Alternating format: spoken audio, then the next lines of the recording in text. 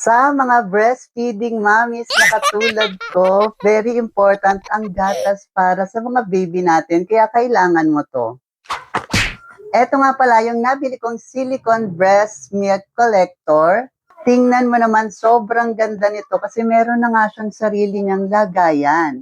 2 pieces na pala yung kasama nito kapag bumili kayo, plus yung pinakalagayan niya para siguradong sterilize yung mga breast milk collector ninyo. Lagi ka nga rin natatagasan ng gatas sa damit mo at nangangamoy panis na gatas ka na, sobrang kailangan mo nga rin ito para hindi masayang yung mga gatas ninyo. So, napakadali lang itong gamitin. Ipapasok mo lang siyang ganyan, dyan, para nakukolekta niya yung gatas nyo at hindi siya tataga sa damit ninyo.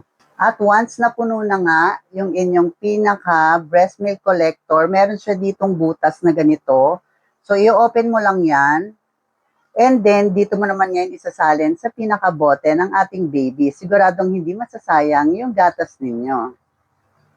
Kaya ikaw, kung tingin mo kailangan mo nga rin ito, ilalagay ko yung yellow basket dito sa baba. Kung saan ko po siya nabili, sobrang mura lang nito, but the quality is very good.